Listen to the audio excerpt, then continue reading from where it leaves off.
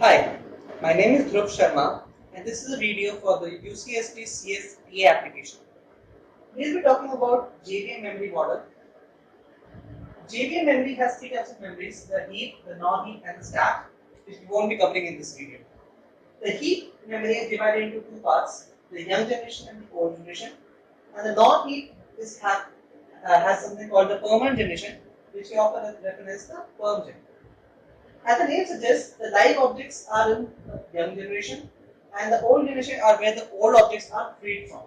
And the perm gen loads the string objects, the classes, class definitions and the exception objects.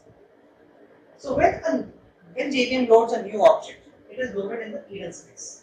When it starts to fill up, it is moved. The objects are moved from the idle space to the survival space. The survival space has two parts, S0 and S1. So when an object is moved from the idle space to the survival space, that happens through garbage collection. There are two types of garbage collections, minor and major.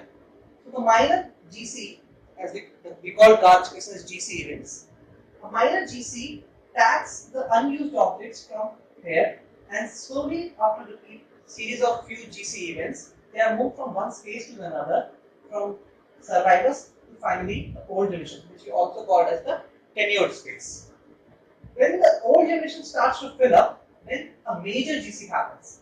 A major GC basically frees up the memory.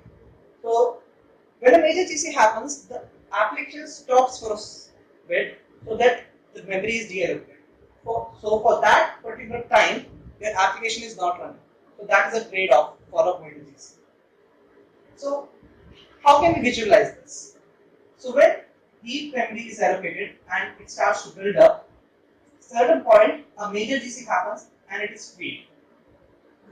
The same happens ideally if there is no problem, then the same happens, and we call this as a sawtooth curve.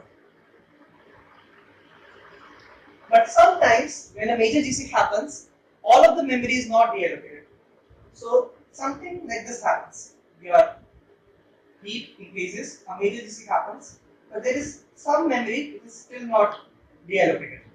Over the period of time, it reaches a point which is equal to the maximum memory allocated for heap by JVM, and when a new object is created after that, the JVM doesn't have the memory to allocate that object, so an out of memory error occurs. So this is how we visualize the heap memory. So how do we know that an application is performing nicely?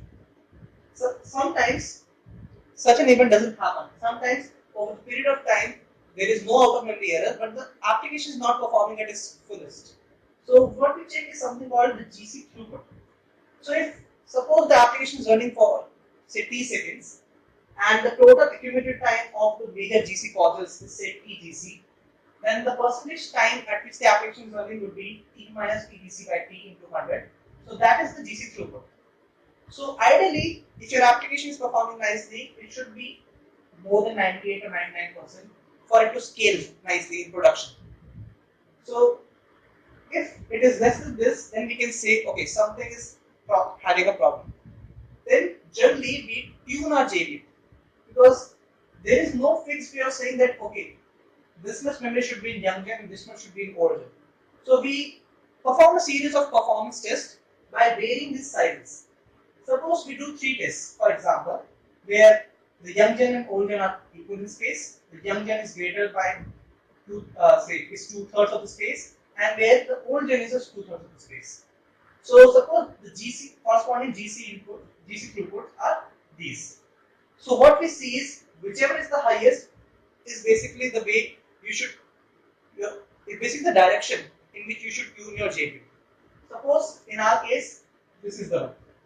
Then we can say, okay, we need more old generation. So what is happening basically inside? So suppose in the second case, where you have a smaller old generation, what will happen? Since the old generation is small in size, the GC pauses, the major GCs will be more frequent but smaller in duration. But in this case, it will be less frequent and it will take more time for a major GC to happen because it has to free up a lot of memory. So that is So there is no hard and fast rule which we can say, okay, this is the particular ratio in which they have to divide it. So based on the application, you might need to run a series of performance tests and say which one is the best for your application. So that is how JVM memory model works.